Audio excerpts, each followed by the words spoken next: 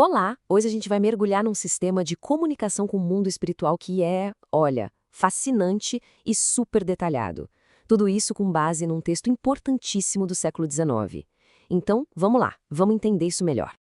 Pois é, essa é a grande pergunta, não é? E enquanto muita gente debate, existe um sistema de pensamento que não só diz que sim, como ainda por cima oferece um guia, um passo a passo de como fazer. É exatamente isso que a gente vai explorar aqui. Primeiro, vamos firmar o conceito principal. A gente está falando aqui de evocação. O que é isso? É um chamado direto, intencional. É bem diferente de uma comunicação que acontece do nada, sabe? Quando um espírito aparece sem ser chamado. Aqui, a intenção é a palavra-chave. Certo. Mas por que fazer um chamado direto? A fonte que estamos analisando defende com força que chamar ativamente os espíritos é, na verdade, o jeito preferível e até mais seguro de fazer contato. A lógica por trás disso é bem interessante. Pensa comigo. Esperar que um espírito apareça é como deixar a porta de casa aberta. Qualquer um pode entrar. Já a evocação, bom, a evocação é como fazer uma ligação para alguém específico. Ela cria um vínculo direto e, de quebra, uma barreira para quem não foi convidado para a conversa. Ok, então já entendemos o porquê, agora vamos ver como a coisa funciona na prática. Nessa parte a gente vai explorar o como, ou seja, a etiqueta e até onde essas conversas com os espíritos podem ir. Essa é a pergunta que todo mundo se faz em seguida, né? E a resposta, segundo o texto, é: bem, é surpreendentemente ampla. A lista é enorme. Dá para chamar desde parentes até figuras históricas, espíritos bons ou até os malévolos. Em teoria, ninguém fica de fora. O texto deixa claro, qualquer espírito pode ser chamado. Agora, se eles vão poder ou querer responder, aí já é outra história. E aqui a gente tem as regras de etiqueta, que, olha só, se preocupam menos com rituais e muito mais com a atitude mental.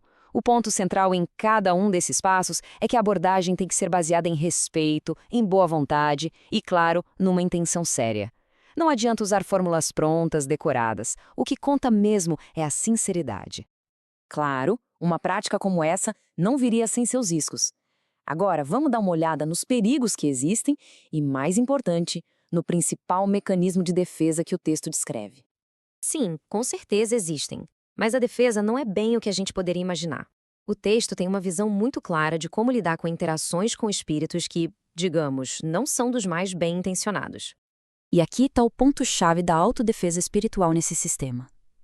Não é sobre força de vontade, não é sobre rituais, nem palavras mágicas. A única autoridade de verdade sobre espíritos inferiores vem da superioridade moral de quem está fazendo o chamado. Simples assim. Essa frase é muito forte e cheia de significado. Ela aponta para o perigo número 1, o engano. O texto alerta que espíritos zombeteiros estão sempre apostos para se passar por qualquer um, ou qualquer coisa, se aproveitando da falta de experiência ou de discernimento de quem evoca. Ok, agora se prepara, porque chegamos a um dos conceitos mais surpreendentes de todo o material. Algo que realmente expande a nossa ideia do que significa evocação. Exatamente. A ideia aqui é bem contraintuitiva. Uma pessoa não precisa estar morta para ser contatada em espírito. E o texto dedica uma parte inteira para explicar essa possibilidade fascinante. Funciona mais ou menos assim. Quando o corpo de alguém está dormindo, o espírito da pessoa pode se libertar por um tempo. Mas ele continua conectado por um tipo de laço fluídico que garante que ele volte em segurança.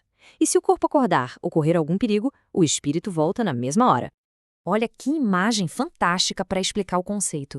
Essa analogia, que veio do relato de um espírito de uma pessoa viva no próprio texto, transforma essa ideia abstrata de um espírito ancorado num corpo em algo concreto que a gente consegue visualizar. O espírito pode até passear, mas nunca está totalmente solto. Certo, mas para que tudo isso? Essa última parte vai além da mecânica da coisa e explora o objetivo maior, a utilidade ética dessa comunicação com os espíritos, como a fonte nos apresenta. O texto faz uma distinção bem clara aqui. O propósito nobre é aprender, é buscar instrução e ajudar mutuamente, tanto quem está vivo quanto os espíritos.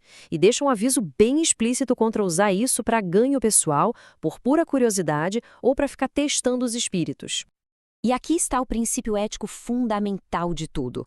A comunicação deve ser boa para os dois lados. Não é um truque paranormal para conseguir informação privilegiada, e sim uma prática de compaixão e de progresso para todos os envolvidos. E a gente encerra com essa reflexão.